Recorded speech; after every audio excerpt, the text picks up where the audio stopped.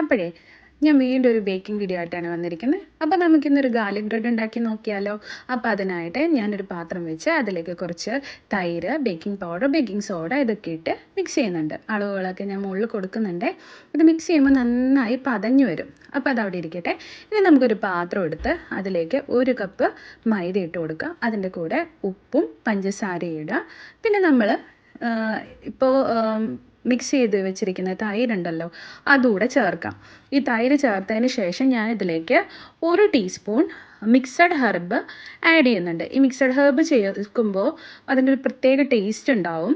അപ്പോൾ അതും കൂടി ആഡ് ചെയ്തതിന് ശേഷം ഞാനത് കുഴച്ചെടുത്തു. അപ്പോൾ ഈ തൈര് മാത്രം പോരാട്ടോ ഇത് കുഴച്ചെടുക്കാൻ. കുറച്ച് വെള്ളം ഒഴിച്ച് ഈ ഒരു പാകത്തിന് കുഴച്ചിട്ട് മാറ്റി വയ്ക്കാം.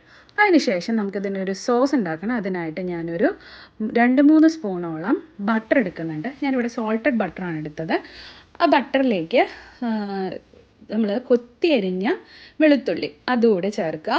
അതൊന്ന് മിക്സ് ചെയ്യുക. പിന്നെ ഞാൻ ചേർത്ത് കൊടുക്കുന്നത് മല്ലിയിലയും ക്രഷ്ഡ് ചില്ലിയുമാണ്. അപ്പോൾ ആദ്യം മല്ലിയില ഇട്ട് മിക്സ് ചെയ്തതിന് ശേഷം ഞാൻ ഈ ക്രഷ്ഡ് ചില്ലി കൂടെ ആഡ് ചെയ്തു.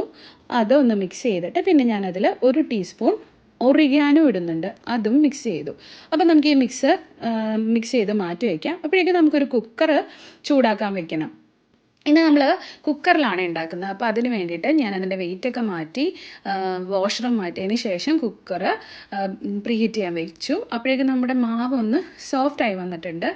അപ്പോൾ അത് നന്നായിട്ട് കുഴച്ചെടുത്തതിന് ശേഷം ഞാനത് 2 പോർഷനായിട്ട് കട്ട് ചെയ്തു. നമ്മൾ ഈ കുക്കറിൻ്റെ ഉള്ളിൽ വെക്കുന്ന പ്ലേറ്റിൻ്റെ വലിപ്പത്തിന് അതൊന്ന് പരത്തിയിടുക. ആ പ്ലേറ്റിൽ വെച്ചതിന് ശേഷം നമ്മൾ നേരത്തെ ഉണ്ടാക്കി വെച്ചിരിക്കുന്ന ഗാർലിക് സോസ് ഉണ്ടല്ലോ, അത് അതിൽ സ്പ്രെഡ് ചെയ്തതിന് ശേഷം കുറച്ച് ചീസും വെച്ചിട്ട് ഇതൊന്ന് ലോക്ക് ചെയ്ത് അതിന് സൈഡ് ഞാൻ ഈ ഫോർക്ക് വെച്ചൊന്ന് പ്രസ് ചെയ്ത് കൊടുക്കുന്നുണ്ട്. പിന്നെ അതിൻ്റെ മുകളിലും ഈ സോസ് സ്പ്രെഡ് ചെയ്തു.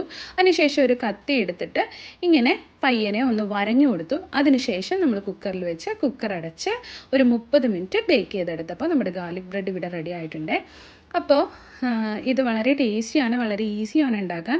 അപ്പോൾ എല്ലാവരും ഒന്ന് ഉണ്ടാക്കി നോക്കണേ. ഇനിയിപ്പോൾ സ്കൂളൊക്കെ തുറക്കാറാവില്ലേ. അപ്പോൾ സ്കൂളിൽ നിന്ന് കുട്ടികളൊക്കെ വരുമ്പോൾ അവർക്ക് ഉണ്ടാക്കി കൊടുക്കുമ്പോൾ അവർക്ക് ഭയങ്കര സന്തോഷമാവും. അപ്പോൾ എല്ലാവരും ട്രൈ ചെയ്യാമെന്ന് വിചാരിക്കുന്നു. അപ്പോൾ പിന്നെ കാണാം കേട്ടോ. ബൈ.